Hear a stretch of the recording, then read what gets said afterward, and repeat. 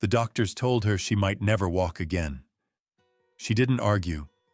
She didn't cry. She just nodded. And then, quietly, she started planning how she would prove them wrong. Her name was Rosalind. Rosalind Petty, 29 years old, a dance instructor in Charlotte, North Carolina. The kind of woman who filled every room she walked into, not with noise, but with energy. Movement was her language.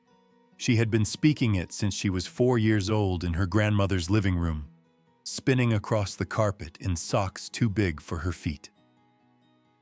By 29, she ran her own small studio. 23 students, a waitlist, a life built entirely around her body doing exactly what she asked of it. Then came the accident.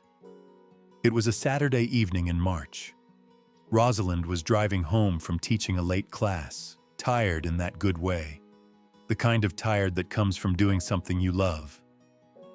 Rain had started falling an hour earlier, light at first, then heavier. At an intersection 2 miles from her studio, another car ran a red light.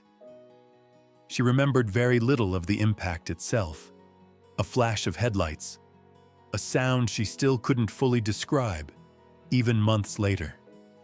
And then nothing, until she woke up in a hospital room with her mother sitting beside her, holding her hand so tightly it almost hurt. The damage was extensive. Her spine and her right leg had taken the worst of it. The surgeons operated for nearly 7 hours that first night, and several more times in the weeks that followed.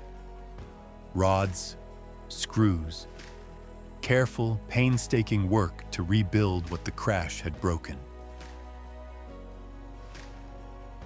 When she finally woke up clear-headed enough to understand what had happened, a doctor sat at the edge of her bed and explained things gently, the way doctors do when they're about to say something difficult.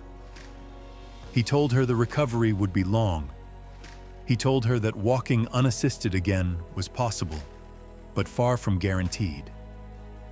He told her that dancing, the thing she had built her entire identity around, might not be part of her life anymore.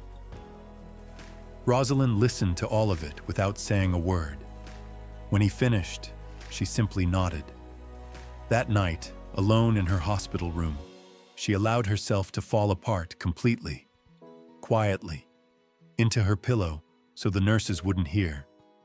She cried for the studio she might lose, for the 23 students who were waiting for her, for the version of herself that used to spin across a wooden floor without thinking twice about it. She let herself grieve, and then, somewhere around 3 in the morning, something in her shifted. She decided she would find out exactly how far possible but not guaranteed could actually go. The first week, she couldn't sit up without help. The second week, she managed to sit at the edge of the bed for 90 seconds before the pain became too much. Her physical therapist, a patient man named Theo who had seen hundreds of recoveries in his career, started her on the smallest movements imaginable. Flexing her foot, rotating her ankle. Movements so small they felt insulting to a woman who used to leap across a stage. "This is humiliating," she told him one afternoon, frustrated, sweat on her forehead from an exercise that barely qualified as movement. Theo didn't disagree with her. He just said, "Humiliating now, necessary for what's coming." She held on to that sentence for months.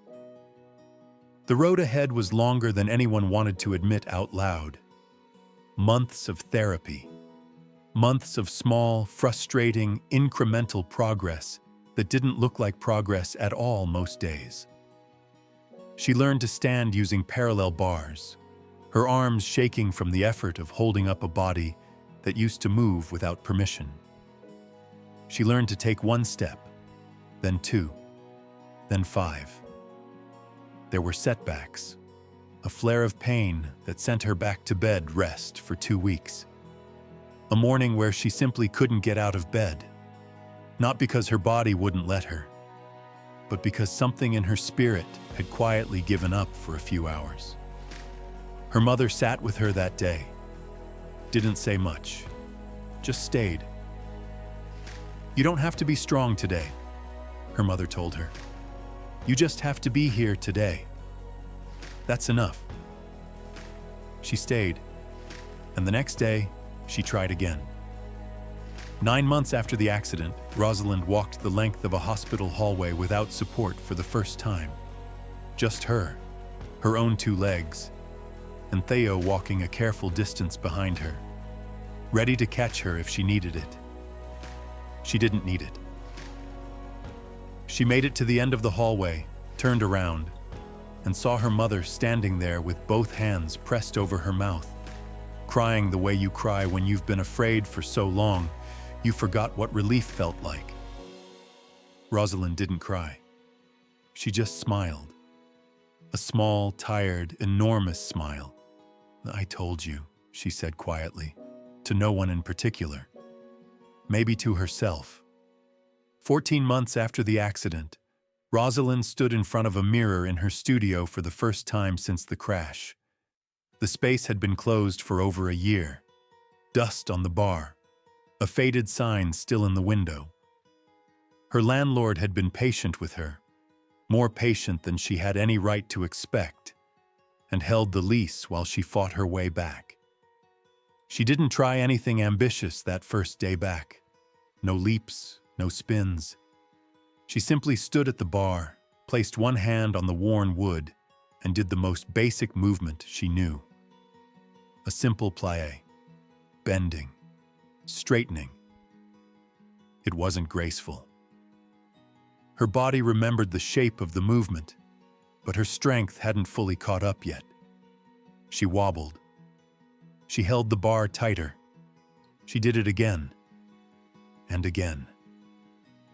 Standing there, in an empty studio with dust in the air and afternoon light coming through tall windows, Rosalind Petty cried for the second time since the accident. Not from grief this time, from something that felt a great deal like coming home. 18 months after the accident, the studio reopened. Not all 23 original students came back. Some had found other instructors during the long closure, and Rosalind held no resentment about that. Life moves forward. She understood that better than anyone now. But 14 of them returned, and within 3 months, new students had filled the rest of the space. Rosalind doesn't dance the way she used to. She'll tell you that herself, plainly, without self-pity. There are certain movements her body can't quite do anymore. Limitations she has learned to work around rather than fight. But she teaches differently now too, with a kind of patience and understanding she didn't have before the accident. She notices the students who are struggling. She slows down for the ones who need it. She tells them often that progress that looks like nothing today can become everything in a year. She knows that better than anyone. I'm not telling you this story to suggest that recovery is simple or that determination alone can fix what's broken. I'm telling you because of what Rosalind said when a local news reporter asked her, after the studio reopened, what kept her going during the hardest months.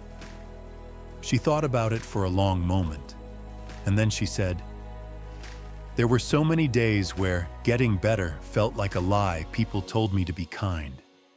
The progress was so small, so slow, that some weeks I couldn't even see it happening. But I learned that healing doesn't usually arrive all at once.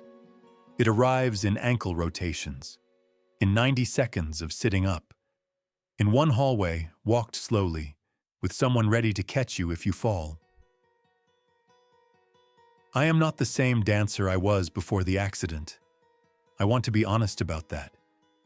But I am still a dancer, and some days that feels like its own kind of miracle. Healing is rarely loud. It rarely looks like the moment in the movies where music swells and everything is suddenly fine.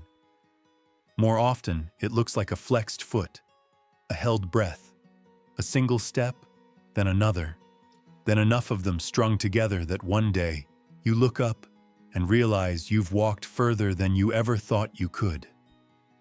If you are in the slow, unglamorous middle of your own recovery right now, from anything, any kind of broken, please hear this. Small movement still counts. Showing up still counts. You don't have to be strong today. You just have to be here today.